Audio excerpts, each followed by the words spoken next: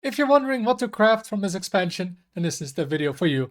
I'll be going over every epic and legendary from Across the Timeways and discuss are they getting played, are they worth crafting, in what situation should you craft them, so you don't waste your dust on useless legendaries and actually craft the ones you want to be playing. Now let's get started here first with Death Knight. First up we got the Chrono Chiller, and yeah, I think this card has seen no play. I don't expect it to see play in the future, so I think this is a skip. Then we have Husk. I haven't actually seen it played at all, I think, this expansion yet.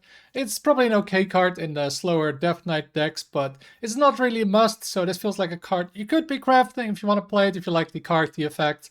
And I expect it to see play in the future as well, but it's not really a must right now. Then we have the Talangi of the Graves, of course, with the two fabled cards here. And yeah, this card is seeing play in the Heron Death Knight, and it's a pretty good deck. It was featured in my best decks video yesterday, so yeah. Good card if you want to play that deck. Maybe it will pop up in other Death Knight decks as well. So this card is a solid craft. And the last card is Forgotten Millennium. And yeah, just forget about this card. I don't think this card will ever see play unless there's some very specific card printed that works for this. So yeah, don't craft this card. Now let's go to Demon Hunter, starting with Broxigar. And Broxigar, it's probably not worth crafting. Yeah, it's a big charger, but every deck I've seen it in, it doesn't really need it. I've played with it a bunch of times, and I never got to play Broxigar. I've seen people post about it, that they had Broxigar in the deck and just never got to play Broxigar. And then you just kind of stuck with a bad card, right? Portal to Argus, not really worth running. The weapon is alright, but yeah, just overall, not the most amazing card right now. Maybe in the future it'll pop up, but for now, it's not really a must to craft. Then the Timeway Warden, yeah, I don't think I've seen this played a single time. It's just too expensive for what it does, not really worth crafting at all. Then Doomsday Prepper, yeah, same story, I've not seen it played at all, so yeah, don't waste your dust on this one. And the last card we have is the Eternal Hold for the Spell Demon Hunter.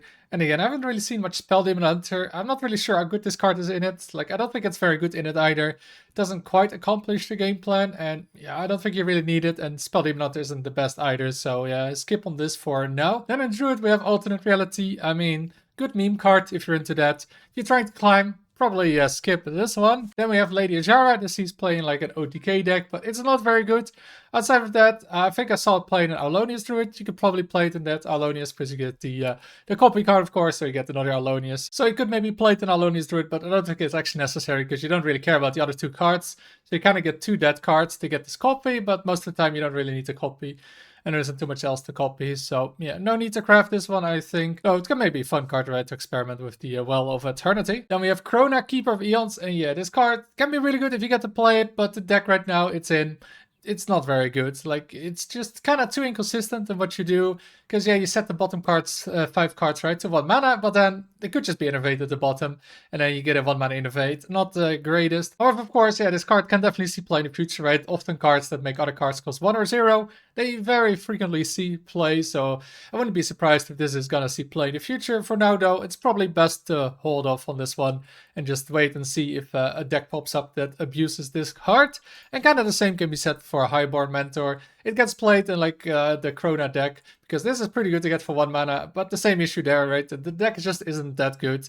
So yeah, it's just not really worth playing unless that deck becomes good or there's a good version found. So for now, probably not worth crafting this card. And let's go over the Hunter card, starting with the Precise Shot. Yeah, this card is being played in a aggro deck that really tries to empty the hand quickly, and yeah, it's pretty solid in that, right? Just 5 damage for 2 mana. I mean, that's what a face deck was, an aggro deck, so yeah, it's good in that. I don't think it'll see play in anything else, but if you're wanting to play aggro hunter, this is a good craft. Same with Sylvanas, although it's good in pretty much any hunter deck, I'd say. This card is really strong, right?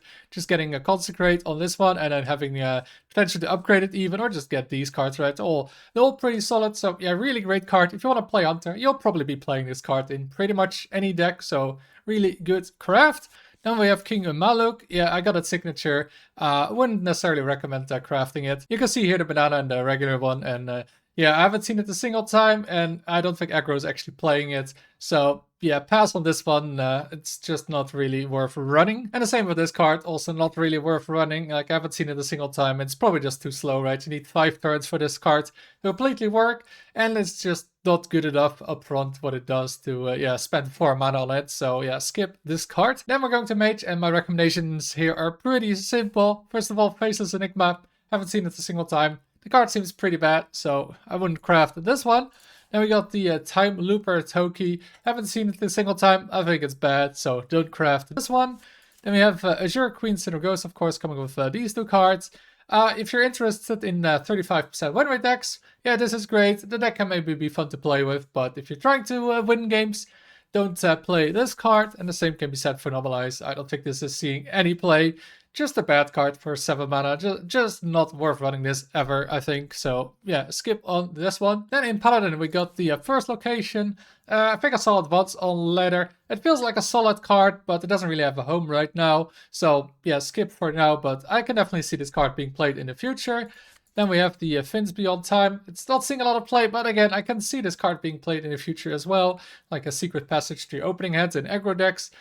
Just not right now, I guess. And you can also play it in Quest Paladin, because it's a Murloc, but yeah, you get your quest back as one of the cards, and you can't play a second quest, so that's already one dead card, so not amazing in that either. So skip this one for now. We've got Manta Timeline. I mean, this card looks horrible. Nobody's playing it, so skip that one. And then we have Gelbin of Tomorrow though. This card does look pretty good. It's in a good deck, the Aura Paladin, and well, you pretty much need this card for that. The archetype obviously only works because of this card, so if you want to play the archetype, you should craft this card. However, yeah, it's probably the only thing this will ever see play in, right? I don't think you're gonna really be playing this card in other decks, so yeah, just craft it if you want to play Aura Paladin. Then here we have the priest cards. We got the Divine Augur, and yeah, I haven't seen this a single time.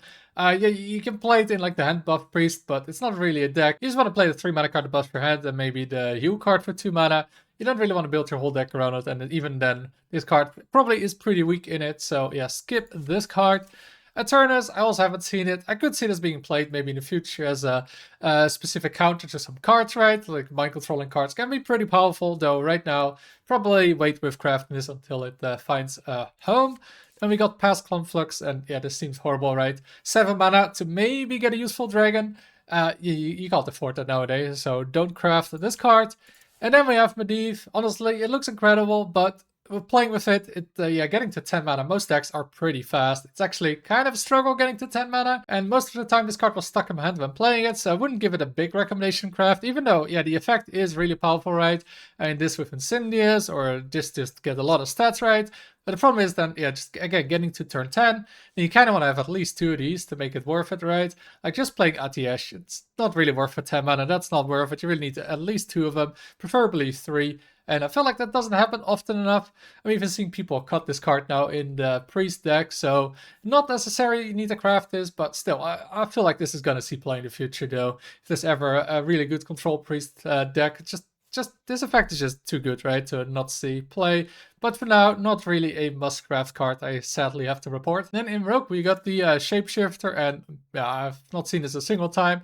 Doesn't really seem worth running, so I would skip that card. Same with the Royal Informant. Yeah, you get some information on your opponent's hand, but Deja Vu is way better at that. Way more efficient, so this card doesn't seem worth running at the moment. Then we have Garona Elf Orcan with the Kingslayer, King Lane, and yeah, this is actually seeing play in 2 rogue decks, 2 good rogue decks right now. So yeah, actually seems like a solid card, though it's not necessarily even because of Garona. It's mostly because Kingslayers is really good, and just King Lane kind of griefing the opponent with this draw can also be good. But just this card drawing 2 legendaries makes it really easy to tutor like your dragons or your other important legendaries that help you win. So yeah, Garona seems like a good card to craft if you want to be playing some rogue.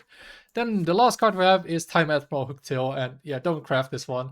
This seems horrible. You don't want to be playing this card in any deck, and I don't see this being played in the future either. So yeah, don't craft this one. Then in Shaman we got Farseer Woe, and honestly, this card seems kind of solid, though it's not really being played too much. It isn't really necessary to have in any deck, right? It isn't critical to any game plan, but it can help you, so it can be okay in some Shaman decks, but it doesn't really feel like a must-craft card. I just haven't really seen it much.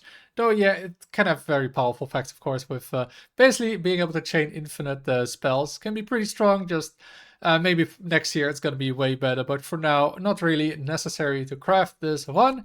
Now, if you do want to play Shaman, then probably Murden is probably a pretty good craft. It looks pretty powerful, played in a bunch of Shaman decks that look pretty solid, right? I mean, just the High King's Hammer is really strong in Avatar form as well. It almost feels like a Murden itself is probably the weakest part of it. because you're playing Murden just to get the weapon mostly, and this is just a good clear with potentially more with Wind Fury. So yeah, seems like a good craft right now, Murden, if you're interested in playing Shaman. Then we have Stormbrook, seeing a bit of playing the nature aggro kind of Shaman deck. There's like multiple builds of it, some have this card, some don't have it, so you could be crafting it if you want to play with this. It's not terrible, better than I thought it would be, but it's not really a must, and yeah, it only really sees play in that one deck. I don't really think it's going to expand in multiple decks, so kind of limited, but not absolutely terrible craft. What is an absolutely terrible craft is the instant multiverse. Yeah, don't craft this one. Just way too expensive for what it does, just not worth running in any deck. Then in Warlock we have the Bygone Doom Speaker. I mean, in Wild this is seeing some play, but in Standard, yeah, it sees no play. Maybe at some point this could be a tech card, but right now it's seeing play in no decks, so yeah, wouldn't craft this one right now. The Verges, however, is seeing playing like one deck where it's like the Gamagan Warlock again, and then you can get like 2 Gamagans with this, right, and play some big stuff. It's the only deck it's seeing play in. It's not looking amazing, but yeah, if you want to play that deck, you could be running this card, but it's only really seeing playing that one deck, and it's not amazing. So be careful crafting this one. And then we have Chronogore and this card. I've seen it on ladder in a Shredlock deck, but after looking at all the deck lists for the Shredlock, all the good win rate lists are kind of cutting this card. Just too expensive, right? You don't really want to give your opponent 2 draws either, because yeah, you do give him 2 shreds, so deal 6, but then you do give him also 2 draws, and you Warlock, so you're not really desperate for any card throw, right? You got that life tap. So yeah, this doesn't really seem to be worth crafting at the moment. And then we have the other legendary, it's Rafam, and yeah, it's a pretty amazing card. The deck, however, it's not the best, but I really had a good time playing this deck. I've played it a bunch already, and yeah, it's really fun to play, so if you want to have fun, I would recommend it. But if you're trying to climb the ladder, it might not be the best card. Then here in Warrior, we have the first card, it's the Gladiatorial Combat. And yeah, it's seeing no play. I mean, again, a card that maybe, very maybe in the future could see play, but right now it's seeing no play, so don't craft it. Same with Heir of Hereafter, just yeah, seeing no play at all. I'm not sure this is seeing play in the future even, so yeah, don't craft this one. And we got Chronolord Epoch, and yeah, sadly it's also not really seeing much play.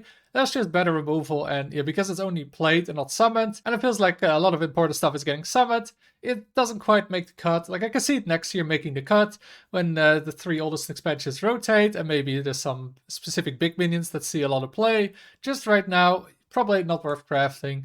That's just better removal. And last card we have the logos here. Let's go to the regular one so we can see these two. I don't want to hide the Valera again. And yeah, this card, it's not seeing much play. Like, I played it in a Brawl. It was okay in the Brawl, but even in the Brawl it didn't feel amazing. And it was a way lower power level. So it's very hard to see this card being played in just Standard. So I wouldn't craft this card right now. And we're going to the neutrals. And yeah, most neutrals are pretty bad. We got Timeless Causality. I mean, I tried it in that Druid deck, the bottom Druid, and it didn't really feel that great. It's a bit too clunky for that to work, so it's not worth it. Then we have the Circadia Mans. I think this one is from the paid rewards track. But yeah, it's a terrible card, so don't craft that one. Same with Nosdormu. I don't think any deck is playing this, so yeah, skip this one. And we got the Futuristic Forefather. It felt bad in the Brawl, so imagine how bad it is when there's actually a way higher power level. Then we got the Chromie here. Yeah, this is just way too clunky, right? Draw at 6 mana with a Death Rattle. You just can't afford to do that nowadays. So yeah, don't craft it. And this is also on the paid reward track if you have that one. So you'll have it anyway. Then Dales is free on level 20 of the free rewards track. So everybody should have it. Or at least you have to play a little bit to get that one. Conflux Crush, I think the golden version is also on the free rewards track, but yeah, don't craft it. This is not worth it at all. This seems awful. Same with the Ember Warden here. This card, yeah, why play this? This is just not worth running right now. It's just way too expensive to get just a big taunt and maybe something useful. Like, this could be a 1-1, right, you get from this. That stuff just isn't worth it at all.